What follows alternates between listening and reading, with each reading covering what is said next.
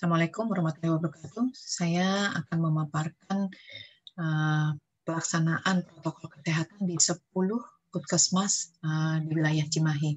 Penelitian ini dilakukan bersama-sama dengan Dr. Evi Sofia dan Dr. Anita Liliana Susanti. Seperti kita ketahui, pandemi COVID-19 masih belum selesai dan masih belum ada terapi definitif yang ditemukan, sehingga kasus baru masih terus bertambah dan kematian pun masih terus meningkat. Korban pada tenaga kesehatan dicatat sebanyak 842 orang. Ini disampaikan melalui statistik pada tanggal 3 Maret 2021. Dan kita ketahui bahwa tenaga kesehatan adalah tenaga yang mempunyai risiko yang sangat tinggi untuk mendapatkan penularan infeksi COVID-19 dibandingkan dengan populasi lainnya.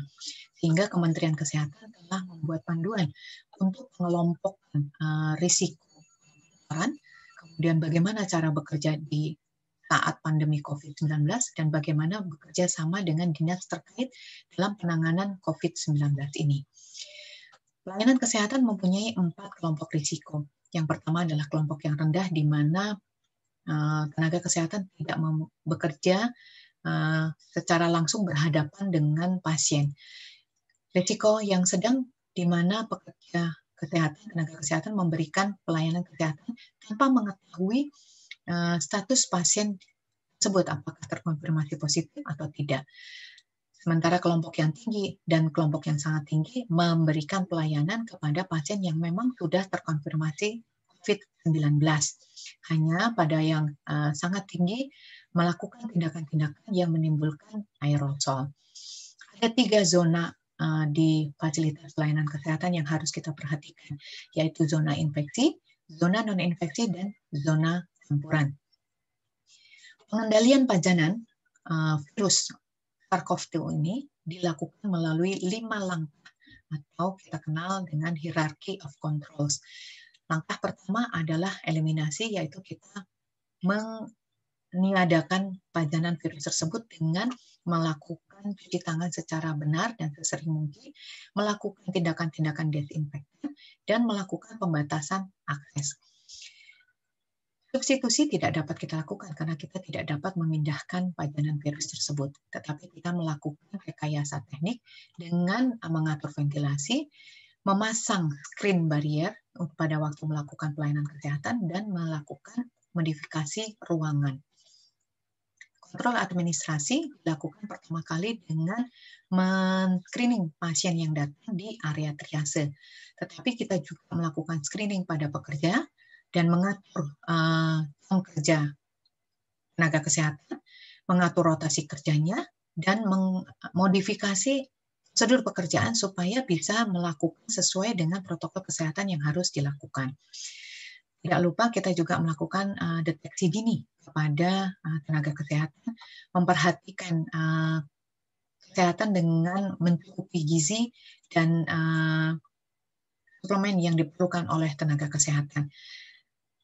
Kita melihat langkah terakhir adalah APD yang mempunyai 3 macam, yaitu level 1, level 2, dan level 3. Bagaimana pelaksanaan protokol kesehatan tersebut? Penelitian ini ingin melihat bagaimana protokol kesehatan tersebut dijalankan di 10 puskesmas di Cimahi. Sehingga penelitian ini hanya bersifat deskriptif dengan desain cross-seksional dan kuesioner yang diajukan secara interview berdasarkan SK Menkes dan buku panduan perlindungan dasar untuk dokter bekerja di era COVID-19 ini. Ada 10 pertanyaan dalam kuesioner tersebut, dan karakteristik dari sampel adalah sebagai berikut. Ketahui bahwa untuk menjadi kepala puskesmas haruslah seorang sarjana dan mempunyai pengalaman kerja minimal 2 tahun di puskesmas tersebut.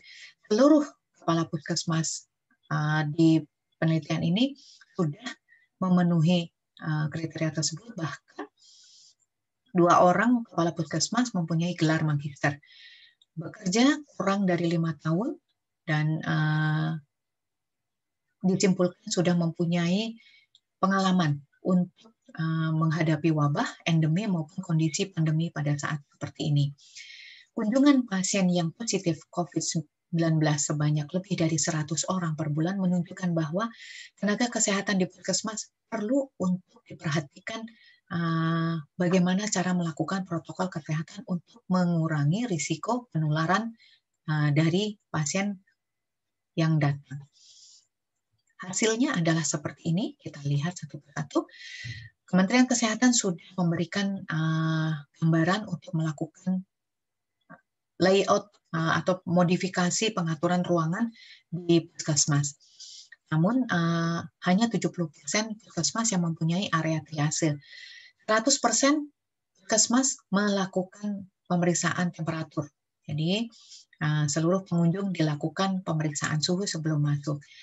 Sesuai dengan Kemenkes Republik Indonesia nomor 328 tahun 2020 terdapat formulir yang bisa diisi oleh pasien untuk men-screening apakah termasuk kepada risiko yang besar atau risiko kecil sampai sedang untuk dimasukkan ke dalam ruang isolasi.